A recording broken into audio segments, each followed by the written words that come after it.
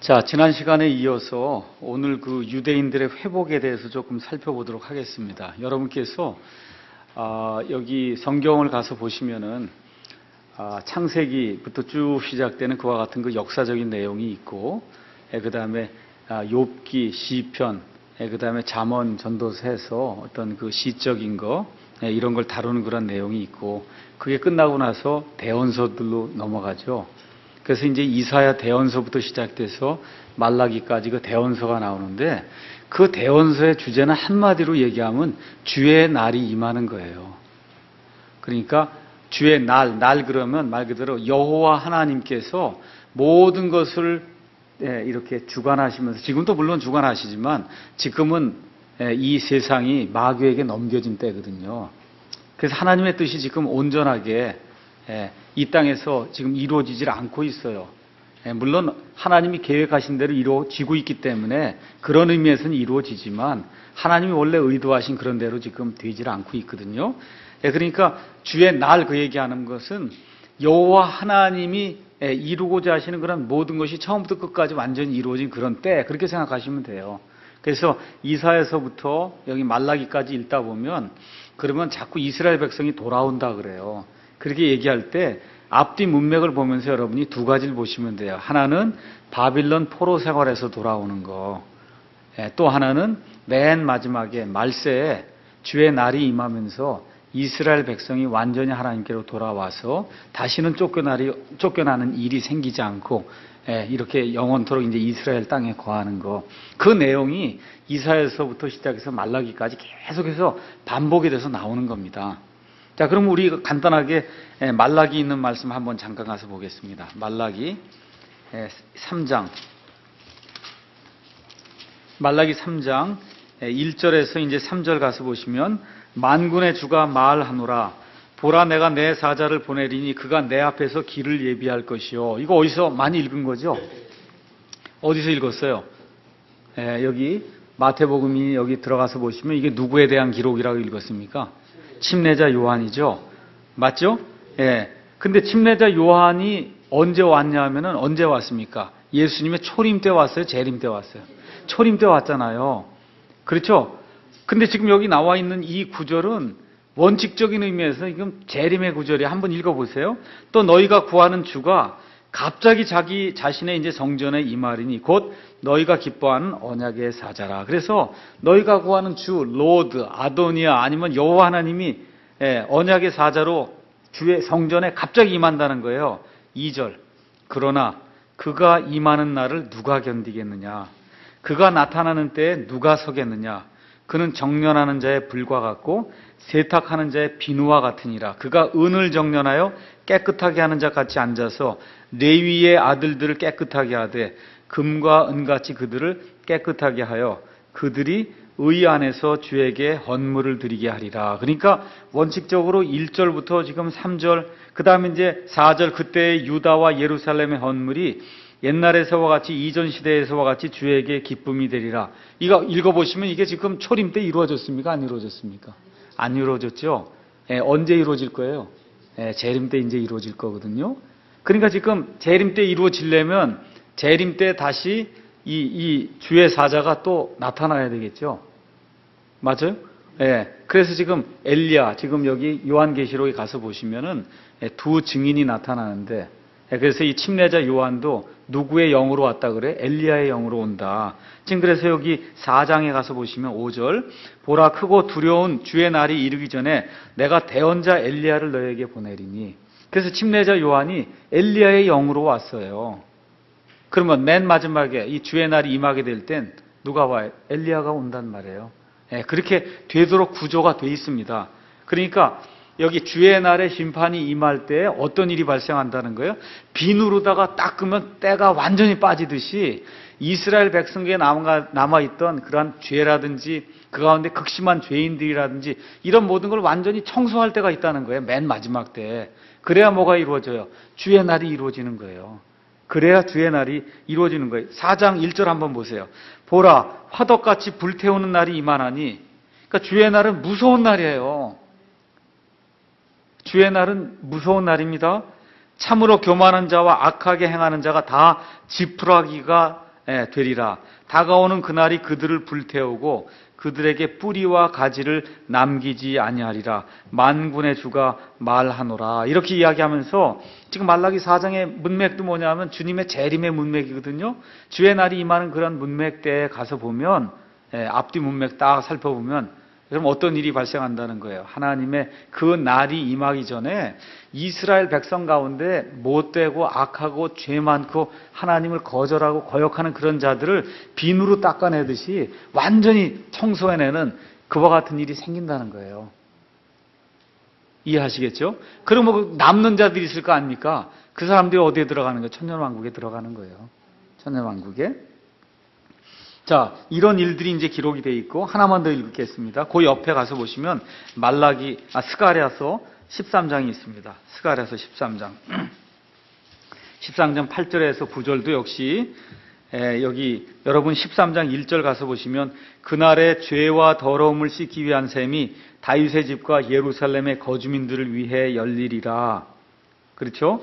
이거 이야기하면서 여러분 12장 10절부터 14절 가서 보시면, 거기에 내가 다윗의 집과 예루살렘 거주민들 위해 은혜의 영과 간구하는 영을 부어주리니 그들이 나하고 자기들이 찌른 나를 바라보고 그러면서 통곡하고 애곡하면서 온 민족이 회개하는 그러한 그 일이 있을 거라고 하나님이 말씀해 줍니다. 이렇게 하면서 아까 말라기 대언자가 얘기한 대로 비누로 청소하는 일이 있어야 될 거 아닙니까? 그래서 거기 8절, 13장 8절 주가 말하노라. 그 온 땅에서, 이스라엘 그 온 땅에서 그 안에 3분의 2는 끊어져 죽을 것이요 오직 3분의 1만 그 안에 남으리라. 이제 맨 마지막에 3분의 1만 저 이스라엘 땅에 남는 거예요. 그런데 그 3분의 1도 어떻게 된다고 돼 있어요? 내가 그 3분의 1을 불 가운데로 지나게 하고 은을 정죄하듯 그들을 정죄하며 금을 단련하듯 그들을 단련하리라. 맞죠? 그러니까 어떻게 된다는 거예요? 극심한 심판에 이 환란이 있다는 겁니다. 불 속에 집어넣는다는 거예요. 이스라엘 백성은 어떻게 하려고? 이걸 정죄해갖고 뭐만 남기려고? 순수한 것들만 남기려고 하나님이 보내는데 3분의 2는 이미 불합격이 된 거예요. 3분의 2는. 그래서 이건 치워버리고 나머지 3분의 1도 하나님이 깨끗하게. 그렇게 안 하면 이걸 안 한다니까. 두 손은 안 들어요. 두 손을 들고 주의 이름으로 오시는 이하고 여기 자기들이 찌른 나를 바라보고 예수님을 영접을 해야 되는데 이걸 안 하면 유대인들이 고집을 피우고 안 하는 거예요. 그래서 이와 같은 그 엄청난 일들이 이제 발생을 하게 된다. 그럼 이런 시련이 있었냐? 없었어요. 그래서 예수님이 창세 이후로 없던 대환란이다. 이거를 마태복음에서 이제 이야기하는 겁니다. 그래서 이 내용이 어디에 이제 기록이 되어 있냐면 예레미야 30장 가서 잠깐 보세요. 예레미야 30장 4절에서 이제 7절 가서 보시면은 이 내용이 이제 나옵니다. 4절에서 7절. 4절 보겠어요. 이 30장 제목이 뭐로 되어 있습니까? 조그만 글자로. 이스라엘과 유다의 회복. 그래서 이스라엘과 유다가 주의 날에 완전히 회복되는 그 일이 지금 여기 기록이 되어 있습니다. 7절 슬프도다 그날이 커서 그것과 비길 날이 없나니 그날은 곧 야곱의 고난의 때로다. 그가 그 고난에서 구원을 받으리로다. 야곱이 누구예요? 이스라엘이란 말이에요. 그래서 아까 로마서에서 사도 바울이 모든 이스라엘이 구원을 받는다 그러죠. 그래서 이거 엄청난 일이 생기는데 어느 정도로 일이 생기냐면 6절 가서 보세요. 남자가 아이들 베어 산고를 겪는 것 같이 그렇게 한단 말이에요. 남자가 산고를 겪는 여인처럼 소리를 지른단 말이에요. 너무 무섭고 이 시련이 너무 커갖고 도저히 견딜 수 없으니까. 여러분 아시죠? 부인들 이거 아기 낳는 거 보셨어요? 볼 때 엄청나게 그 시련을 겪는데 그걸 이스라엘 백성이 얼마를 겪냐? 대환란기가 3년 반이거든요. 3년 반 동안 아기 낳는 그 여인이 산고를 겪는 것 같은 그러한 고난을 겪는단 말이에요. 그래서 이걸 가리켜서 야곱의 고난이다. 지금 그렇게 이야기하는 거예요. 이스라엘의 고난. 이렇게 해서 비누를 빨듯이, 비누로다가 이 빨래를 빨듯이 그냥 이스라엘을 빨고 용광로 속에 집어넣어갖고 은을 정죄하듯이 정죄를 하고, 그렇죠. 아기를 낳는 것처럼 그냥 그런 극심한 고통을 주고, 이렇게 해야 이 사람이 손을 드는 거야. 그때에 가서 아이고 이거 우리가 틀렸구나. 이게 보통 사람들이 아니에요. 저 유대인들이. 그래서 그때 이제 손을 들고 어떻게 해요? 주의 이름으로 오시는 이여 하고 예수님을 받아들이는 그런 일이 이제 발생을 한다. 그래서 예수님이 이걸 큰 환난이다. 이제 그렇게 이야기하고 있는 겁니다. 자, 그래서 이 무시무시한 심판의 결과 유대인들은 비참한 가운데 주님을 부를 수밖에 없습니다. 창세 이후로 없었거든요, 이런 환난이. 그렇게 된 다음에 예수님께서 예루살렘으로 돌아오시죠. 아까 읽었던 스갈에서 14장에 가서 보세요. 스갈에서 14장 4절 가서 보시면 4절에 그날에 그분의 발이 14장 1절에도 주의 날이 이른단 말이에요. 그 주의 날이 이르는 그때 그분의 발이 예루살렘 앞 동쪽에 있는 올리브 산 위에 설 것이요. 여러분과 제가 주의 날을 이야기할 때 그날이 24시간 하루구나 이렇게 생각하시면 안 됩니다. 성경 가서 보시면 7년 환란기, 그 다음에 또 여기 천년왕국, 이 전체를 가리켜서 주의 날이라고 이야기하는 거예요. 그러니까 주의 날은 주로 이스라엘하고 상관이 있다 이렇게 생각하시면 됩니다. 물론 그 긴 기간 중에 처음 시작되는 때 하나님이 이 올리브산 위에 이제 발을 내리는 그와 같은 일이 이제 생기게 되죠. 이렇게 되면서 유다 민족은 하나의 민족으로 단 하루 만에 이제 탄생을 하게 됩니다. 그래서 예레미야 대언자가 31장, 예레미야 31장 31절에서 34절에 예언한 대로 이스라엘의 집과 유다 집에 새 언약을 이제 하나님이 주시는데 그 새 언약은 어디다가 새겨주십니까? 그걸 마음판에 새겨주는 거예요. 이제는 마음판에 새겨주는 그와 같은 일이 이제 생기게 되면서 하나님은 다시는 그들의 죄악을 보지 아니하시고 다 용서하시고 죄를 기억하지 않는 그런 일이 그때 이제 열리게 됩니다. 자, 그러면 어떤 일이 발생하는 거예요? 이제 그 안에 이제 들어가거든요. 이렇게 되면 하나님께서 아브라함에게 영원토록 주겠다고 약속하신 게 있어요. 그게 어디예요? 가나안 땅. 어디서부터 어디라 그랬어요? 유프라테스 강부터 시작해서 이집트 강까지 이르는 그 모든 지역을 하나님이 아브라함에게 주셨거든요. 그래서 그 아브라함에게 주신 그 땅이 이제 영원토록 이스라엘의 이제 땅이 되는 겁니다. 그래서 여러분 이 에스겔서를 가서 읽어보시면 에스겔서가 48장까지 되어 있는데 40장부터 48장이 천년왕국에서 이루어지는 천년왕국 성전에 대한 이야기, 그 다음에 천년왕국에 들어가게 되면 이스라엘 백성이 땅을 분배받을 거 아닙니까? 그렇죠? 땅 분배받는 그런 이야기가 에스겔서 40장부터 48장에 이제 기록이 되어 있는 겁니다. 자, 그러면 어디부터 어디까지냐? 에스겔서 48장을 가서 보시죠. 에스겔서 48장 1절부터 29절 이제 가서 보시면은 이제 지파들의 이름은 이러하니라. 사람이 하맛으로 갈 때 북쪽 끝에서부터 헤들론 길의 지경까지와 북쪽으로 다마스커스 경계인 하살 에난과 하맛의 지경까지는 단의 몫이니라. 그래서 맨 위에 단, 그 밑에 아셀, 그 밑에 여러분 이게 단의 경계 옆으로 그러니까 잘 들으세요.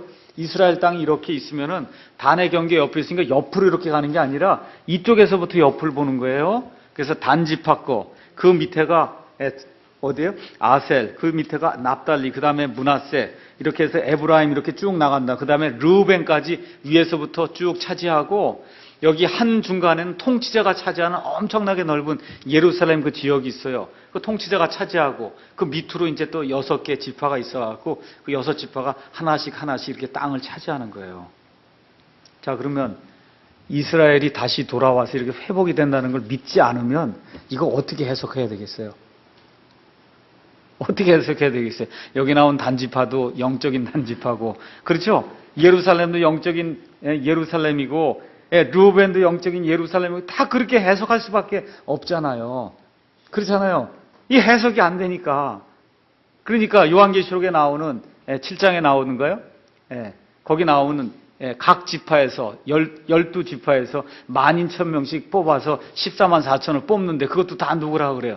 구원받은 사람을 대표한다 그러고 또 여호와의 증인은 우리라 그러고, 그렇죠? 다 그렇게 이야기하는 거예요. 거기 유다 지파에서 12,000명, 르우벤 지파에서 12,000명, 이렇게 지파마다 다 12,000명씩 나온다 그러면 그게 이스라엘 백성이라는 게 너무 뻔한 얘기인데 1500년 이상 칼빈 주인이 아니면 이 천주교 이 이스라엘 대체 신학의 교회가 완전히 거기 젖어서 세뇌를 당했기 때문에 그런 거 읽으면 그건 영적인 거. 이렇게 그냥 자동적으로 넘어가는 건 영적인 거. 이건 진짜 아니다. 이렇게 이제 해석을 할 수밖에 없는 거예요. 이렇게 해석이 되면 신약 구약 성경에 특별히 이사야서부터 여기 말라기에 나와 있는 그런 대언의 대부분은 그냥 갖다 버려야 돼. 안 맞아 하나도. 그러니까 읽을 필요가 없잖아요. 그럼 뭐만 읽어요? 예수님 초림하고 상관 있는 이사야서 53장이라든가 뭐 이런 것들만 읽는 거예요.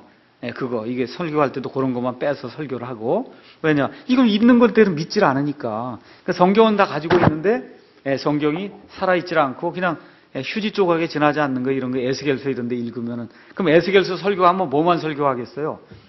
에스겔서 37장에 에스겔 골짜기 그거 하나 설교하고 또 하나 뭐가 있어요? 이 40 몇 장으로 넘어가게 되면 성전에서 동쪽에서 물이 나와서 사해바다로 가서 사람 살리는 거. 그 두 개만 하는 거예요, 설교가. 다른 거 없어요. 에스겔서에서는 그 두 가지의 설교가. 나머지는 읽을 게 없는 거예요. 이런 스타일의 성경 해석이 되거나 신학 시스템이 되면 그는 하나님이 원하는 게 아니다. 하나님께서 이 성경을 주셨을 때는 문자 그대로 읽고 문자 그대로 받아들이고 하나님의 역사가 문자 그대로 이루어지는 것을 믿고 보고 그대로 따르라고 주신 거거든요. 그래서 이렇게 돼 있어요. 쭉 이제 돼 있습니다. 30절 또 읽어보면 이제 이 도시의 문들이 나온단 말이에요. 도시에. 그래서 그 도시에 31절에 르벤 문이 하나 있고 유다 문이 있고 레위 문이 있고 해서 이 세 개씩 문들이 이렇게 다 이제 배치가 되어 있습니다. 그렇게 한 다음에 맨 끝에 한번 가서 보세요. 35절. 아주 멋있어요. 그래서 그것을 측량하면 돌아가며 18,000 갈대더라. 이렇게 해서 이게 모든 게 이제 천연왕국이 다 이루어지잖아요. 그날 이후로 그 도시의 이름은 멋있어요. 한번 보세요. 뭐라고 썼어요? 주께서 거기에 계신다가 되리라. 그러니까 이제 더 이상 하나님이 떠나지 않는다는 거예요. 멋있잖아요. 그 천연왕국의 그 도시가 딱 되면 그 도시의 이름은 주께서 거기에 거하신다. 그게 이름이라는 거예요. 이런 걸 다, 이걸 다 이 문자 그대로 읽지를 않고 이렇게 해서 휴지 조각으로 만들면 여기에 담겨 있는 그 하나님의 경륜을 이해를 못하는 거 아닙니까? 그럴 것 같으면 하나님이 이걸 왜 주셨겠어요? 에스겔서 그 37장하고 동쪽에서 물 나오는 거 그 2장만 딱 주면 되지. 그렇잖아요. 여기 이렇게 주께서 거기 계신다가 되리라. 이런 얼마나 엄청난 그렇게 되면 어떻게 돼요? 하나님의 영광이 이스라엘에서 떠났잖아요. 이 바벨론 포로 생활하는 가운데. 그렇죠. 하나님의 영광이 언제 임했어요? 시내산에서 임했잖아요. 그래서 이스라엘과 함께 쭉 했어요. 바빌론 포로 생활 가는 동안에 떠났단 말이에요. 그렇죠? 그랬다가 지금 여기 천년왕국이 되면 하나님의 영광이 다시 임해서 주님이 그 도시에 거하는 그와 같은 일이 문자 그대로 이루어지는 때가 이제 이루어진다는 겁니다. 이때 예루살렘 성전이 재건되고 그 내용이 에스겔서 40에서 48장 주님의 영광이 이제 다시 돌아오고 그 다음에 어떻게 돼요? 희생예물을 또 드리는 거예요 이제. 근데 예수님이 이미 다 십자가에 달려 돌아가셔서 모든 것을 다 행하셨는데 왜 하느냐? 기념으로 하는 거예요. 왜? 아까 여기 말라기서 가서 보니까 레위의 아들들을 깨끗하게 한다 그러죠? 읽으셨어요? 아까 빨래 빠는 거 얘기하면서 다시 한번 제가 읽어드릴게요. 말라기 3장 3절 가서 보시면 그가 이제 예수님을 이야기하는 겁니다. 주 하나님, 그가 은을 정련하여 깨끗하게 하는 자 같이 앉아서 레위의 아들들을 깨끗하게 한단 말이에요. 레위의 아들들이 뭐 하는 사람들입니까? 그 중에 일부는 제사장을 하는 거고, 레위의 아들들 중에 아론의 지파에 속한 사람은 제사장을 하고 나머지는 성전에서 섬기는 일을 하는 거잖아요. 그 일을 하도록 하나님의 그 천년왕국에서 거의 완벽한 그와 같은 성전에서 그 일을 하도록 레위의 아들들을 깨끗하게 이렇게 닦는 그와 같은 일이 생긴단 말이에요. 그래서 여러분이 에스겔서 40장에서 48장 가서 보시면 거기에 사독의 아들들 그런 제사장들이 나와서 일들을 하고 하는 그런 모든 것이 그 안에 이제 기록이 되어 있는 겁니다. 그것도 이것도 안 믿는 사람이 많아요. 레위의 아들들, 그건 영적인 제사장이다. 이렇게 생각하는 거예요. 무슨 레위 사람들이 또 생겨나고 이렇게 믿질 않으니까. 그럼 이거 그대로 읽으시면 문자 그대로 읽으시면 레위 사람들이 있어서 그래서 하나님께서 그들을 깨끗하게 하셔서 하나님의 일을 하게 하시는구나. 그럼 하나님의 일은 이거 어떤 일을 하는 거예요? 성전을 섬기는 거예요. 제사장들을 돕는 거예요. 구약시대에 아론과 그 다음에 다른 레위 사람들을 통해서 하나님께서 하나님 섬기는 일을 하도록 만들어 놓으셨듯이 천년왕국 때도 그와 같은 일이 생긴다, 그 얘기입니다. 자, 그러면은 천년왕국 때에 이제 이루어질 그와 같은 절기가 뭐가 있는 거예요? 나팔절, 시작이 될 때 나팔절이 있는 거고, 이제 남아있는 게 속죄일이 있단 말이에요. 그 다음에 남는 게 뭐예요? 장막절이에요. 그래서 스가랴서 그 옆에 가서 보시면 스가랴서 14장 거기 한번 가서 보세요. 스가랴서 14장 9절 가서 보시면 주께서 온 땅을 다스리는 왕이 되시리니 그날에는 한 주만 계시며 그분의 이름도 하나만 있으리라. 하나님의 그냥 천년왕국 그 성전에 가셔서 그 도시에 가셔서 거하신단 말이에요. 그렇게 되면서 이 12절 쭉 넘어가고 어떤 일이 발생하냐 하면 16절에 예루살렘을 치러 온 모든 민족들 중에서 남은 모든 자가 심지어 해마다 올라와 그 왕 곧 만군의 주께 경배하며 장막절을 지키리라. 장막절을 지키는 그런 때가 이제 생긴다, 그 얘기입니다. 그럼 그걸 다 준비하려면 제사장이 있어야 되고 레위 사람들이 있어야 되잖아요. 근데 많은 민족들이 다 오니까 그 희생 예물이라든지 이 사람들 쉬는 이런 거 모든 거 다 하려면 하나님의 그 성전을 지키는 사람들의 숫자가 많아야 되겠죠. 그런 일들이 이제 나중에 되거든요. 이렇게 되는 가운데 20절 가서 보니까 그날에는 말방울에도, 여러분 말에다가 방울을 단단 말이에요. 그 말방울에도 주께 거룩한 것이라 기록될 것이요 주의 집에 있는 솥들은 제단 앞에 대접들과 같으리라. 이 대접이라고 하는 게 이게 사람 뭐 먹고나 이렇게 하는 거니까 깨끗하잖아요. 솥은 여기다가 숯 뭐 이렇게 떼고 그러면 지저분한 건데 하나님의 집에 있는 심지어 그 솥까지도 깨끗하게 그렇게 된다는 거예요. 왜? 하나님이 거기 거하시니까. 거기 도시의 이름이 주께서 거기 거하신다가 되니까 거기 속되거나 부정한 거 이런 건 있을 수가 없다는 거예요. 심지어 말방울 거기에도 주께 거룩한 것 이렇게 기록이 된다는 겁니다. 그렇게 될 때 하나님이 21절 약속을 해줬어요. 참으로 예루살렘과 유다의 모든 솥이 만군의 주께 거룩한 것이 되리니, 이게 온 땅에 있는 게 다 그러네. 이스라엘 땅에 있는 솥이 다 거룩해진다는 거예요. 희생물 드리는 모든 사람이 와서 그 솥들 중에서 취하여 그 안에 고기를 삶으리라. 보세요. 그 날에는 만군의 주의 집에 가나안 사람이 다시는 있지 아니하리라. 하나님이 이 가나안을 저주했죠. 그렇죠. 누굴 통해서 했어요? 노아를 통해서 노아의 아들 함을 저주하면서 가나안은 그렇죠? 저주가 된다 그랬잖아요. 저주를 받는다 그랬지 않습니까? 그 가나안에서 나온 사람이 가나안 족속이에요. 그 가나안 족속이 살던 땅 이름이 가나안 땅이고 이게 다 다른 게 아니에요. 다 같은 거예요.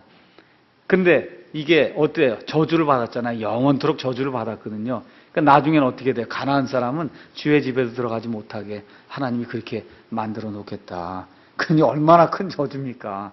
이 가나안을 향한 그런 저주가. 하여튼 어떤 일을 했는지 거기엔 기록이 돼 있지 않습니다. 그렇지만 하나님 보시기에 엄청나게 사악한 그런 일을 했기 때문에 그래서 이 가나안이 그렇게 저주를 받는 그런 일이 이제 생기게 되는 겁니다. 이렇게 되면서 이제 이스라엘 정부가 수립이 되고 땅의 민족들이 이스라엘을 통해서 복을 받게 되는 그런 일이 스가랴서 8장 20에서도 23절에 이제 기록이 되어 있습니다.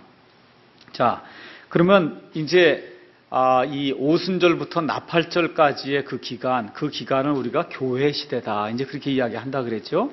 그래서 그 교회 시대에 하나님께서 지금 사람들을 불러서 이제 구원하신단 말이에요. 그 교회예요. 근데 그 옆에 지금 누가 있냐면 믿지 않는 이스라엘 백성이 있거든요. 지금 하나님이 별로 이렇게 간섭하지 않는 것 같으면서도 간섭을 해서 지금 저기다 데려놨다고요. 근데 세상의 역사에서는 거의 하나님이 간섭하지 않는 것처럼 보여요.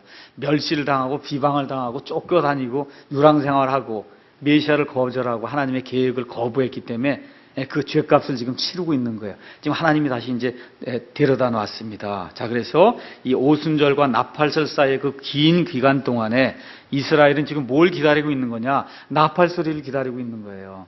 뭘 하려고? 새롭게 시작을 하려고. 나팔절은 새로운 시작을 의미하는 겁니다. 새로운 시작. 그걸 알려주는 나팔 소리를 기다리면서 하나님의 달력 그 안에서 지금 쉬고 있는 거예요. 그래서 이 기다리는 시간은 아마 어쩌면 인류의 역사상 가장 긴 그러한 시간이 될지도 모릅니다. 그래서 하나님께서 오순절과 나팔절 사이에 이 긴 기간을 두신 데는 이유가 있어요. 이 교회 시대 이걸 통해서 구약 시대에는 하나님이 이스라엘하고 상관했거든요. 근데 지금은 이스라엘 백성이든지 이방인이든 하나님이 상관하지 아니하시고 모든 사람에게 하나님을 알 수 있도록 만들어 주셔서 누구든지 예수 그리스도를 믿고 예수님을 부르고 그분의 공로만 의지하면 구원받을 수 있도록, 그래서 그런 그 은혜의 시대를 하나님 지금 열어 놓으셨어요. 근데 그게 어떻게 된다 그랬어요? 이방인들의 충만함이 차기까지, 그때까지 그 때가 있다는 거예요. 그러니까 하나님이 계속 기다리는데 언제까지 기다린다고요? 이방인들의 충만함이 이를 때까지만 하나님이 기다리시는 거예요. 그렇게 된 다음에 어떻게 해요?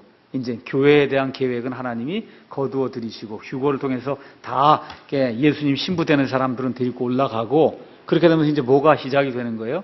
이스라엘을 향한 그와 같은 달력이 이제 시작이 되면서, 근데 이스라엘이 회개하지 않으니까 이제 어떻게 돼요? 환란이 이제 온 땅에 이제 내려지게 되는 겁니다. 자, 그래서 이 내용이 사도행전 15장에 있는데 한번 가서 보겠습니다. 사도행전 15장. 안디옥 교회의 이제 요청에 따라서 예루살렘에서 교회의 첫 번째 회의가 열렸습니다. 과연 이 믿는 이방인들이 할례를 받아야 되느냐, 믿는 이방인들은 할례를 받을 필요가 없느냐, 이 문제로 지금 교회 역사상 처음으로 예루살렘에서 회의가 열렸습니다. 그렇죠? 그래서 회의가 다 열리는데 이제 처음 나와서 발언한 사람이 누구냐면 베드로란 말이에요. 그래서 베드로가 다 그 사람들이나 우리나 다 하나님의 은혜로, 예수님의 은혜로 구원받는다. 11절 한번 가서 보시죠. 베드로가 10절, 그런데 이제 너희가 어찌 하나님을 시험하여 우리 조상들이나 우리나 능히 매지 못하던 멍에를 제자들의 목에 두려 하느냐. 오직 우리는 그들과 마찬가지로 주 예수 그리스도의 은혜로 구원받을 줄을 믿노라 하니라. 지금 잘 들으세요. 구약 시대에 하나님이 만들어 놓았던 그 율법의 체계는 지금 베드로가 막 뭐라 그래요? 우리 조상이나 우리나 능히 매지 못하던 멍에라 그랬어요. 그럼 교회 시대에 그걸 부과하면 됩니까? 안 됩니까? 돼야 안 돼요? 안 된단 말이에요. 지금 이 하나님의 선민이라 그래갖고 특별 백성을 하나님이 만들어줘갖고 이 하나님이 하도록 만든 그렇게 우수한 민족도 질 수가 없다는 거, 그 짐을, 구약시대에 그 율법의 짐을 질 수가 없다. 우리 조상도 못 지고 우리도 질지 못한다. 그런 짐을 왜 누구에게, 이방인들 왜 그거 갖다 맡기려고 하냐, 지우게 하려고 하냐. 그럼 지금 교회에서 그거 지우면 돼요, 안 돼요? 돼요, 안 돼요? 그러니까 구약식으로 하면 안 된단 말이에요. 교회를, 이 신약시대 교회를 구약식으로 운영하면 안 된다 그 얘기예요. 그건 구약시대 사람들, 심지어 이스라엘 백성도 지지 못하던 그런 멍에예요. 그렇게 무거운 멍에를 교회에다 지우면 안 된다 그 얘기입니다. 봉지 이렇게 만들어서 말해요. 거기다 이름 쓰게 하고 도장 찍어주고 해서 말해 교회 광고에다 이름 11조 내는 사람 이름 다 해갖고 이름 불러주고 이렇게 해갖고 찾아가게 하는 교회는 전 세계, 대한민국에 있는 교회 외에는 없어요. 전 세계에. 교회를 성전이라 그래갖고 말이죠. 무슨 성전 건축한다 그래갖고 집 갖다 다 팔아갖고 바치라 그러고 다달이 그냥 헌금 띄어가고 말이야. 이게 자발적으로 이렇게 하는 건 괜찮아요. 은행 계좌에서 다 빠져나가도록 집문서 갖다 잡히고 이렇게 하는 교회가 우리나라뿐이 없거든요. 다 무슨 명목을 해요? 성전 짓는다 그러잖아요. 성전. 교회 짓는다 그러면 사람들이 얘기를 안 하니까 어떻게 솔로몬 성전처럼 우리가 평생에 하나 짓고 하나님께 가야 되지 않냐. 근데 베드로가 뭐라 그래요? 우리 조상이나 우리가 지지 못하던 그런 명예라고 얘기하는 거예요. 그런 거 짓고 하는 게. 그걸 왜 이방인들에게 지우게 그렇게 만드냐. 교회가 커지면 당연히 건물을 해야 돼요. 그렇지만 이건 건물이에요. 미국 사람은 이걸 뭐라고 부르냐? 강당이라고 불러요. 오디토리움. 미국 교회 교인들은 여기를 강당이라고 불러요. 목사님 강당에 몇 시에 모입니까? 이렇게 얘기해요. 오디토리움에 몇 시에 모이냐. 근데 감리교인이나 아니면 장로교인은 미국에서 뭐라고 그러는지 알아요? 생추어리라고 불러요. 이거를. 생추어리. 성소라고 부른다고요. 왜 그래요? 천주교에서 나왔기 때문에 예배드리는 모든 그런 그 용어라든 이런 게 다 이게 생추어리가 된 거예요. 여기가 성소가 된 거예요. 우리식으로 얘기하면 성전이 된 거예요. 그러니까 예배를 어떻게 해요? 집례한다 그러잖아요. 집례. 집례. 무슨 예배를 집례해요? 그건 천주교에서 구약식의 제사장이 집례하는 거지. 지금 신약 시대에는 예배를 집례하는 게 없어요. 무슨 예식 치르는 게 아니거든, 이게. 그렇잖아요. 그러니까 모든 쓰는 용어부터 시작해서 신약 시대로 완전히 100% 돌이켜야 돼요. 이제 구약 시대 그런 짐 지고 살 때가 아니에요, 지금. 제가 절대로 헌금하지 말라는 게 아닙니다. 하나님이 주시면 기쁨 가운데 하라 그 얘기예요. 그렇지만 이런 짐으로 하지 말라는 겁니다. 예배당이 필요하면 져야 됩니다. 예, 져야 돼요. 그런데 이와 같은 성전 짓듯이 그렇게 부과해서 지지 못할 그런 멍에를 성도들에게 매게 하고 그렇게 하는 일은 맞지 않는다. 예. 그래서 우리가 이런 예배당을 져도 이 안에 치장할 게 뭐 있어요? 와서 예배드리고 예? 우리가 쉴 수 있으면 되는 거잖아요. 예. 여기 무슨 뭐 전자 올게니 뭐 해서 10억씩 갖다 드리고 정신없는 사람들이죠. 그게 다 뭐예요? 구약 시대에 이 성가대가 있어갖고 뭘 여러 가지 악기를 갖고 했다 이거죠. 그렇죠? 그러니까 우리가 최고의 걸로 해야 된다. 그게 다 여기 베드로가 얘기한 우리나 우리 조상들이 매지 못하던 무거운 멍에라는 거예요. 하나님 그런 거 원치 않습니다. 여기 피아노 하나만 있으면 충분하고도 남아요. 예. 성도들 가운데 바이올린 하는 사람 있으면 하면 되고 첼로 하는 사람 있으면 하면 되는 거예요. 돈 들여갖고 첼로 하는 사람 사오고 지휘자 사오고 솔로 하는 사람 사오고 하나님 원치 않아요. 믿지 않는 사람의 솔로 바이올린 무슨 독창 하나님이 무슨 상관이 있어요 그게. 믿지 않는 사람 데려다가 노래하게 하는 게. 그렇잖아요. 그런 일들을 하지 말라는 겁니다. 이 신약 시대에는. 그래서 이 신약 시대가 돼서 그러면서 이 이방인이나 그 다음에 여기 유대인이나 여기 나와 있는 대로 그리스도의 은혜로 구원받는다. 이렇게 얘기를 하고 나니까 그 다음에 이제 무리가 잠잠해졌어요. 이렇게 한 다음에 이제 바울과 바나바를 통해서 이방인들에게 어떤 일을 하나님이 하셨는가 그 사역 보고를 들었습니다. 이걸 다 들은 다음에 이제 드디어 예루살렘 교회의 좌장으로 있던 야고보가 이제 나서게 되죠. 이 모든 일을 이제 정리를 해주는 겁니다. 자, 그래서 이제 야고보가 정리를 하는데 뭐라고 이제 얘기를 하느냐. 15장 14절 한번 가서 보겠습니다. 그들이 이제 잠잠함에 야고보가 응답하여 이르되 사람들아 형제들아 내 말에 귀를 기울이라. 하나님께서 처음으로 이방인들 가운데서 자신의 이름을 위하여 한 백성을 취해내시려고 그들을 찾아가신 것을 시므온이 밝히 말하였는데 시므온이 누굽니까?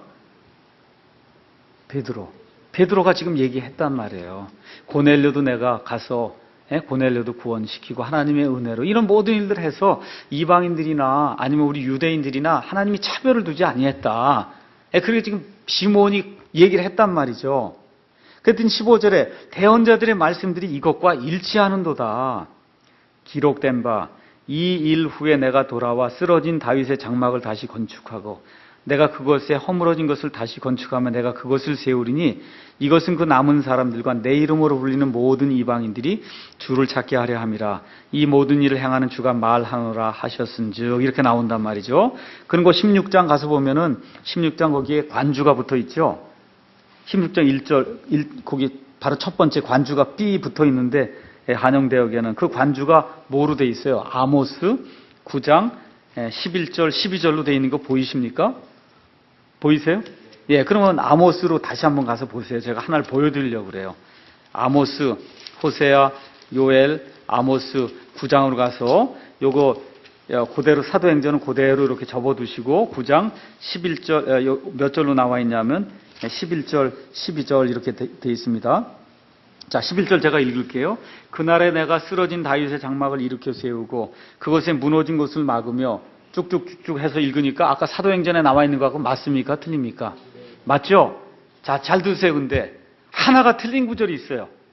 11절 아모스 9장 11절하고 사도행전 15장 16절에 하나가 틀린 게 있어요. 한번 가서 찾아보세요. 뭐가 틀리나?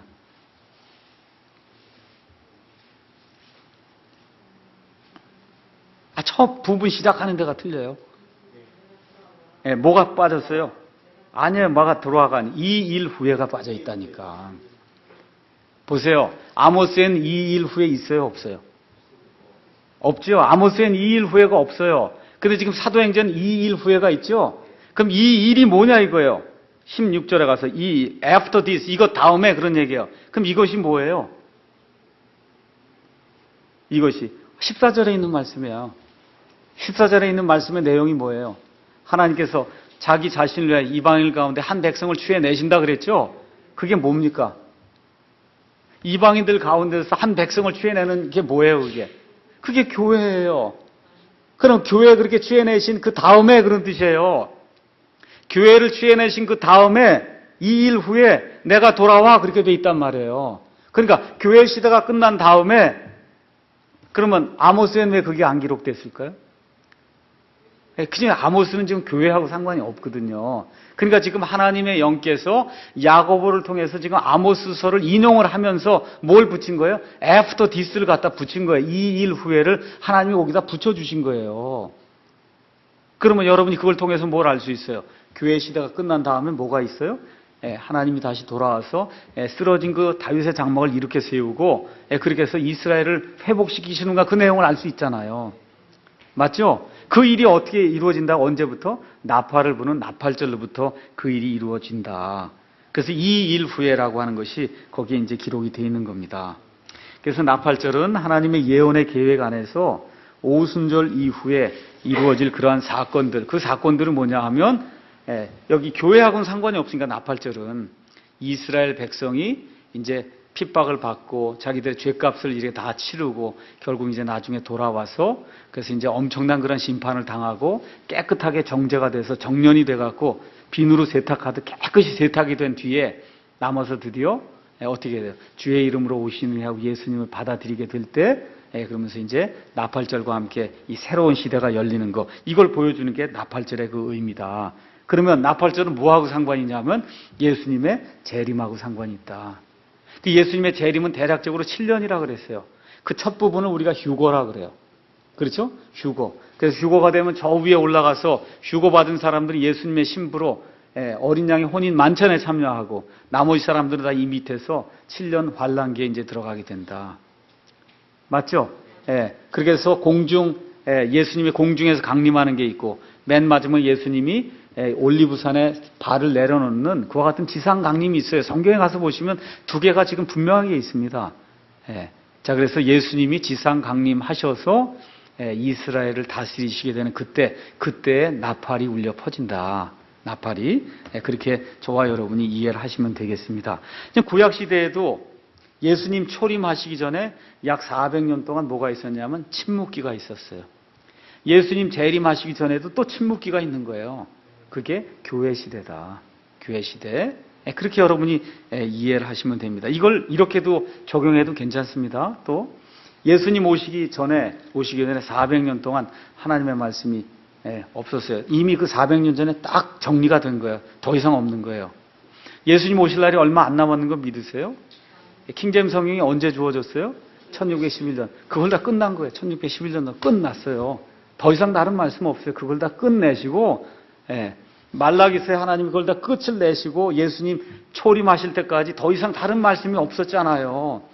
이 신약 시대에도 하나님이 영어라고 하는 걸 써서 온 세상 모든 민족에게 만국어로 주시려고 작정을 하시고 1611년에 영어 성경으로 완벽하게 하나님의 말씀을 완전히 담아 놓으셨어요. 그 이후에는 다른 게 필요 없는 거 그게 표준 잣대가 돼서 그걸 다 번역하면 되고 번역할 때 그걸 참고해서 번역을 하고 그렇게 하도록 만들어 주셨어요. 다른 거 필요가 없습니다. 묘하게 그렇게 돼 있어요. 자, 그러면 나팔절의 의미를 우리가 한번 생각해 보겠습니다. 나팔을 분다는 것은 사람이 만들어낸 게 아니라 하나님이 창안해 내신 겁니다. 뭐 하려고 주셨냐? 통신수단으로 주신 거예요. 통신수단.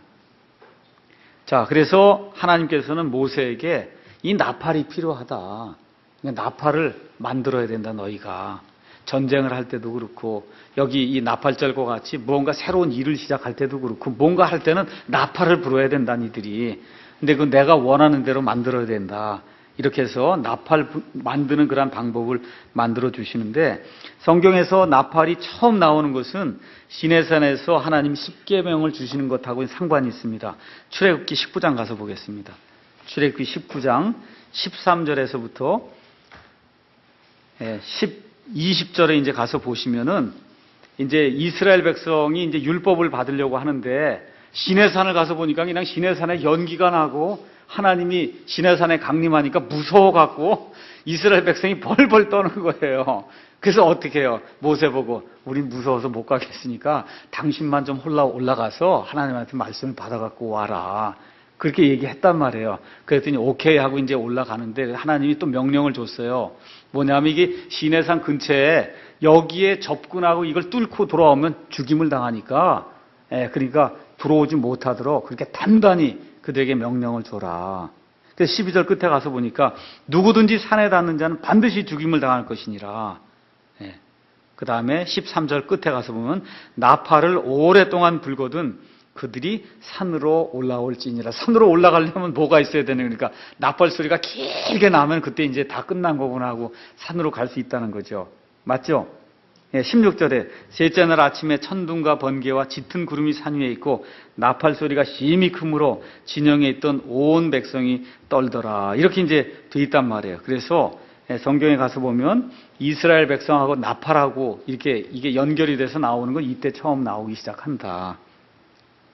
자, 나팔 소리로 사람들을 모아서 일하게 하고 섬기게 하고 전쟁을 준비하게 했던 그런 내용이 민수기에 기록되어 있습니다. 한번 가서 읽어보겠습니다.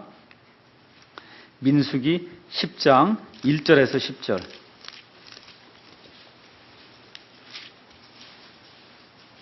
민수기 10장 1절에서 10절 거기 가서 보시면은 하나님이 주께서 모세에게 말씀하여 이르시되 너는 너를 위해 은나팔 2개를 만들되 한 덩어리에서 만들라는 거예요. 한 덩어리.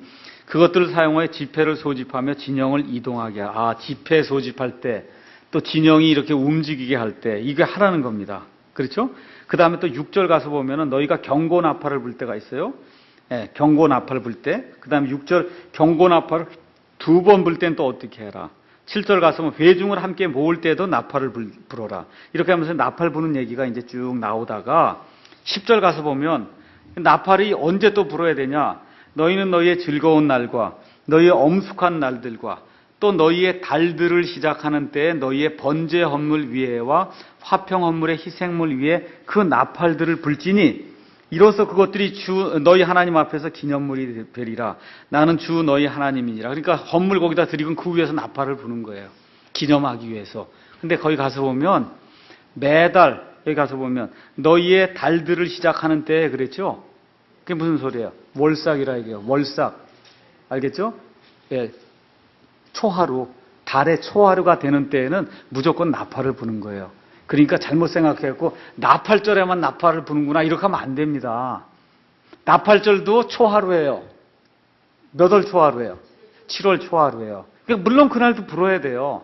그렇지만 6월 달에도 불고 5월 달에도 불고 다른 달에도 월삭이라고 하는 달의 초하루가 되는 날에는 불어야 되는 거예요. 그런데 특별히 레위기 23장에서는 7월 1일 날은 특별한 의미를 갖는 날이기 때문에 그건 아예 절기로 정하고 나팔을 불라는 겁니다.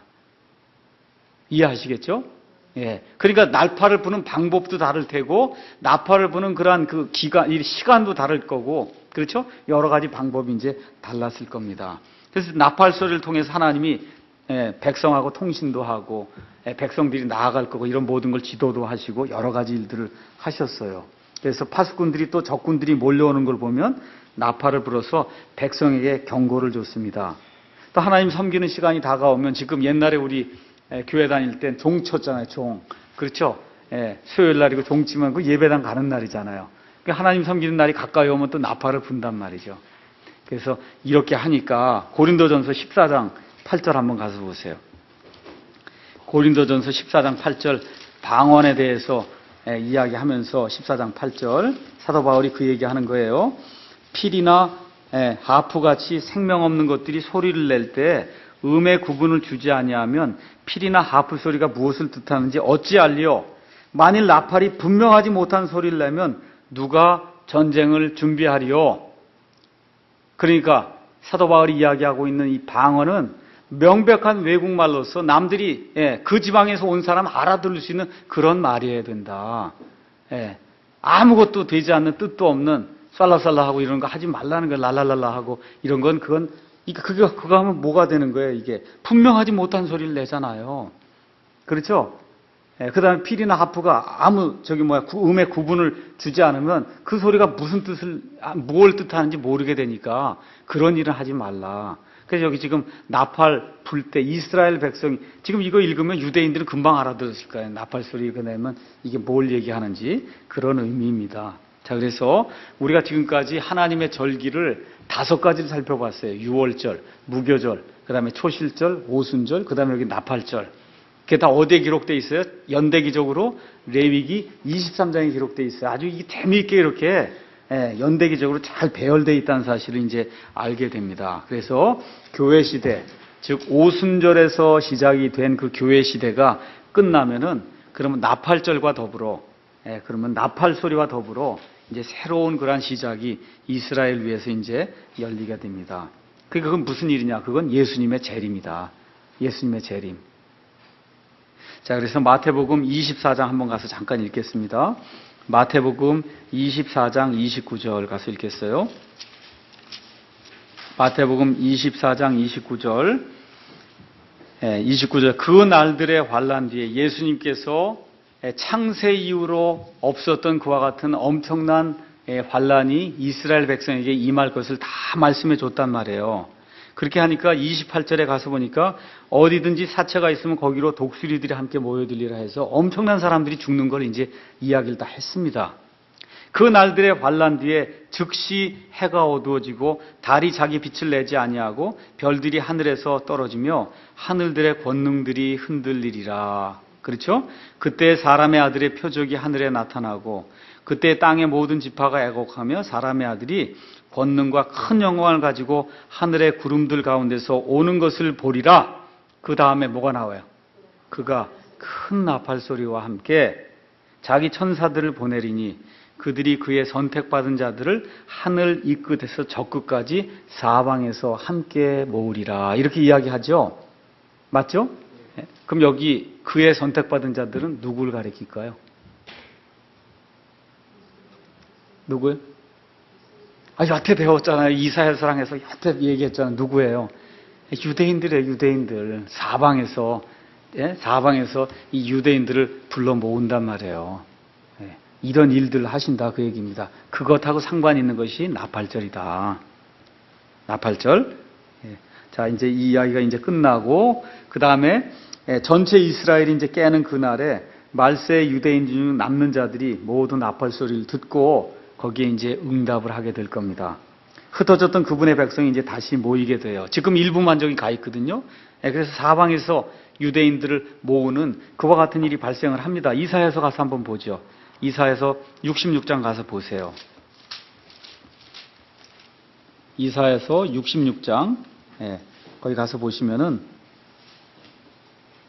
이사야서 66장도 맨 마지막에 하나님이 이루실 그와 같은 일들을 이제 기록을 하고 있는 겁니다. 그 일들 기록하면서 뭐라고 이제 얘기하냐 하면은 이 22절, 23절 가서 보면 새 하늘과 새 땅 뭐 이런 이야기들이 이제 쭉 이제 나오면서 이 이스라엘 백성이 7절, 8절에 이스라엘 백성이 하루 만에 이제 태어나는 그런 일이 그 안에 이제 기록이 되어 있습니다. 이 안에. 그 다음에 12절 가서 보면 주가 이같이 말하노라. 보라 내가 그녀에게 화평을 강같이 이방인들의 영광을 흐르는 시내같이 넘치게 주리니 그때에 너희가 젖을 빨며 또 그녀의 옆구리에 안기고 그녀의 무릎에서 춤을 추리라. 이스라엘, 여기 나오는 건 시온, 예루살렘을 지금 이야기하는 겁니다. 어머니의 위로를 받는 자같이 내가 너희를 위로할 터인즉 너희가 예루살렘에서 위로를 받으리라. 이거 다 유대인들 지금 이야기하는 겁니다. 그 다음에 이제 여기 15절로 이제 또 넘어가서 보시죠. 15절에 보라 주가 불과 함께 회오리 같은 바람 같은 자신의 병거들과 함께 임하여 경로로 자신의 분노를 불꽃으로 자신의 책망을 나타내리라. 이런 거 읽으시면 하나님이 심판하시는 거다. 정죄하는 거다. 비누로 세탁하듯이 세탁하는 거다. 이렇게 여러분이 기억을 하시고 주가 불과 자신의 칼로 모든 육체와 변론하리니 주에게 죽임을 당할 자가 어때요? 많으리라. 이렇게 이제 이야기를 한단 말이죠. 18절 내가 그들의 행위와 그들의 생각을 아노라 쭉 얘기한 다음에 내가 모든 민족들과 언어들을 모으리니 그들이 와서 나의 영광을 보리라. 장막절에 이렇게 모인다고 얘기했잖아요. 이런 모든 이방 민족들이. 그래서 와서 뭘 봐요? 주님의 영광을 본단 말이에요. 그래서 여러분 이거 그대로 두시고 이사야서 40장 가서 보세요. 이사야서 40장. 이거 여러분 메시아라든지 이런 거 할 때 많이 이제 했던 내용입니다. 40장 1절 너희 하나님이 말하노라 너희는 위로하라 너희는 내 백성을 위로하라 너희는 위로하면서 예루살렘에게 말하며 그녀에게 외치되 예루살렘의 싸움이 끝났으므로 그녀의 불법은 용서받았나니. 그렇죠? 이런 때가 이루어진단 말이에요. 그러니까 이사야서가 지금 66장으로 구성이 되어 있는데 처음에 39장하고 뒤에 나오는 27장이 완전히 내용이 달라요. 나중에 나오는 이 40장부터 나오는 27장은 주의 날에 대한 거예요. 주의 날. 그래서 주의 날 시작이 되면서 어떻게 되는 거예요? 이스라엘의 모든 게 다 끝났다는 거예요. 맞죠? 그렇게 될 때 뭐가 일어나요? 3절에 광야에서 외치는 자의 소리가 있어 이르기를 너희는 주의 길을 예비하라. 그래서 이것도 누구하고 상관이 있는 거예요? 침례자 요한. 그렇죠? 그러니까 이게 말라기라든지 여기 이사야에 나오는 이 내용이 지금 주의 재림하고 상관이 있다는 거 아시겠죠? 이렇게 되면서 어떤 일이 발생해요? 5절 모든 골짜기가 다 올라가게 되고 그렇죠? 모든 산과 작은 산이 낮아지고 구부러진 것이 곧게 되며 험한 것이 평탄하게 되고 어떻게 돼요? 5절 주의 영광이 나타나고 모든 육체가 함께 그것을 보리라 주의 입이 그것을 말씀하셨느니라 해서 이 하나님의 영광이 또 이스라엘 땅에 나타나기 때문에 모든 육체가 그와 같은 일을 보는 때가 임한다는 겁니다. 아시겠죠? 그래서 여기 이런 구절하고 이사야서 66장 있는 이런 말씀들이 이제 읽으시면서 다시 66장으로 넘어와서 19절 또 내가 그들 가운데 표적을 세우고 그들로부터 도피한 자들을 민족들에게 곧 다시스와 불과 활을 당기는 룻과 두발과 야왕과 또 멀리 떨어진 섬들 중 나의 명성을 듣지도 못하고 나의 영광을 보지 못한 섬들에게 보내리니 그들이 나의 영광을 이방인들 가운데서 밝히 보이리라. 이렇게 이제 이야기하면서 하나님께 이제 헌물 드리는 그런 내용이 이제 20장에 이제 나오면서 21절에 아까 얘기했던 내용이 나오네요. 나는 그들 중에서 취하여 제사장과 레위 사람을 삼는다. 그렇죠? 그래서 맨 마지막에 제사장도 생기게 되고 레위 사람도 생기게 되고 그러면서 예루살렘에 화평이 임해서 하나님이 예루살렘을 향해 가지고 있던 모든 계획이 완전히 이루어지는 그런 때가 일어난다는 겁니다. 그렇죠? 그래서 이러한 때가 일어나는 것이 언제냐면 나팔을 부는 때다. 나팔. 그래서 오늘은 일단 여기까지 해서 나팔 부는 그런 그 이야기까지 해서 나팔절의 의미를 거기까지 살펴보고 다음 시간에 나머지 부분 해서 마치도록 하겠습니다.